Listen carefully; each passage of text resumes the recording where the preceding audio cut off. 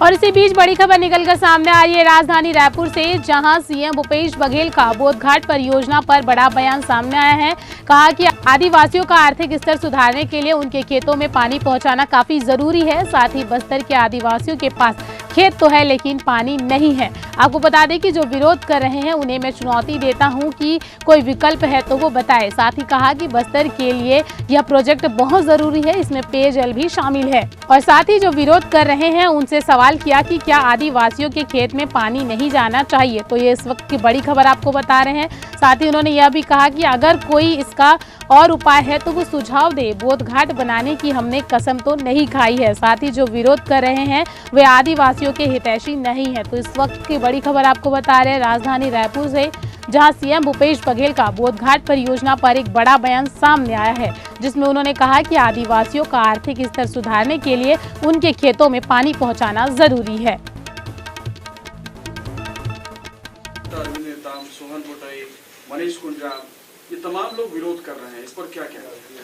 देखिए, पहले बोधघाट प्रोजेक्ट जो बना था वो हाइड्रल प्रोजेक्ट था, जिसमें 300 मेगावाट बिजली उत्पादन होगा, इसके लिए बनाया गया था। उसके अरविंद नेताम जी वगैरह ने विरोध किया और उसके बाद वो ठंडे रास्ते में चला गया। बीच में अभी जब उपचुनाव हो रहा था चित्रकूट का, उस सभा में नेताम जी के साथ भी मैं बैठा था। क्योंकि हेलीकॉप्टर रिफ्यूलिंग के लिए गया हुआ था, तो इसलिए हम लोग खाली बैठे हुए थे कार्यक्रम होने के बाद। तो मैंने नेताम जी से पूछा, आपने विरोध क्यों किया था? तो बोले क्यों, हाइड्रल प्रोजेक्ट था, यदि सिंचाई के लिए हो जाए तो कोई बात नहीं। और आज देखिए, हम लोग फॉरेस्ट राइट एक्ट के तहत सारे आदिवासियों को या परंपरागत रूप से जो निवास कर रहे हैं उनको हम जमीन दे रहे हैं। और आज के समय में आधुनिक युग में बिना पानी की खेती संभव है क्या?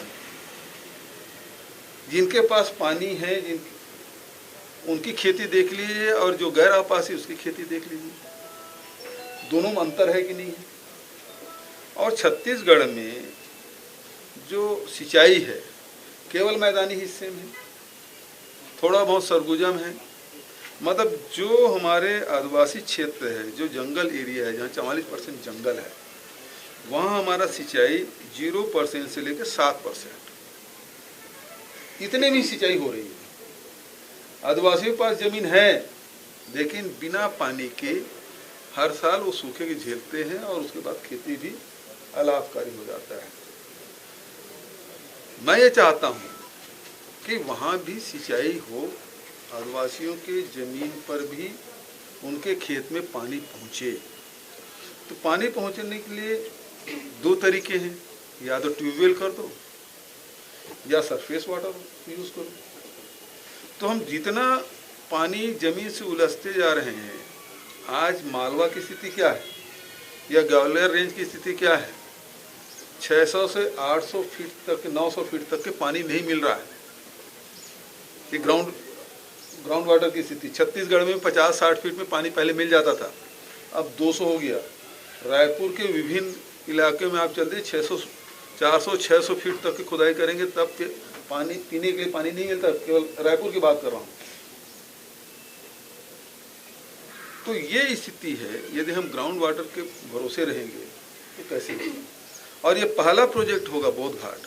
अभी तक के जितने बांध बने हैं, चाहे हसदेव बांध की बात करें, चाहे गंगरेल की बात करें, रविशंकर डैम की बात करें या दूसरी बात करें, ये बात बिल्कुल सही है कि ये आदिवासी गांव उसमें डूबे और सिंचाई का लाभ, चाहे वो रायपुर धमतरी की बात हो, चाहे वो बिलासपुर, रायगढ़ और जांजगीर जिले की बात हो, मैदान भी हुआ। ये पहला प्रोजेक्ट है बोधघाट, जो आदिवासी क्षेत्र में बनेगा और आदिवासी के खेत में जाएगा पानी। और आजकल उसी इंद्रावती के नीचे में तेलंगाना में बड़ा बांध बना, कलमेश्वरम, 1 लाख करोड़ का प्रोजेक्ट बनाया और सबको लिफ्ट करके वो किसानों के खेत में पानी पहुंचा रहे, चाहे पेयजल के लिए हो, चाहे निस्तार के लिए हो, चाहे सिंचाई के लिए हो। यदि ये बांध हम बनाते हैं तो पूरा बस्तर सिंचित हो जाएगा। कुछ तो फ्लड इरिगेशन होगा, कुछ है वो लिफ्ट किया जाएगा। तो बस्तर के लिए सबसे ज़्यादा जरूरी सिंचाई के लिए वहाँ के लोग की मेहनत में कोई कमी नहीं है। टेक्नोलॉजी आज आ चुका है। तो यदि पेयजल के लिए भी देखें, निस्तार के लिए भी देखें, सिंचाई के लिए ये बहुत ज़रूरी है। आज इंद्रावती का पानी जोरा नाला के माध्यम से चला जाता है सबरी नदी में, और स्थिति ये है 1-1.5 लाख का पॉपुलेशन हमारा जगदलपुर का, वहाँ पेयजल के संकट उत्पन्न हो जाती है, इंद्रावती सूख जाता है। तो यदि हम इसको नहीं बनाए, कलमेश्वरम में बना तो कौन विरोध किया भाई? वहाँ तो 2 लाख पॉपुलेशन प्रभावित हुए, सैकड़ों गांव डूबे और 2 लाख पॉपुलेशन को शिफ्ट होना पड़ा। यहाँ तो वो स्थिति है ही नहीं, उतनी स्थिति नहीं। ये बात सही है, कुछ गांव डूबेंगे, लेकिन मैं ये कह रहा हूँ कि सबसे अच्छा पुनर्वास नीति हम लागू करेंगे। हम उन्हीं से कहेंगे कि आप क्या चाहते हैं, उसके हिसाब से पुनर्वास हो। लेकिन क्या आदिवासी किसानों के खेत में पानी नहीं जाना चाहिए? क्या आदिवासियों के आर्थिक दशा सुधारना नहीं चाहिए? या आदिवासियों के आर्थिक स्थिति सुधार के और कोई योजना इनके पास हो तो वो बताएं।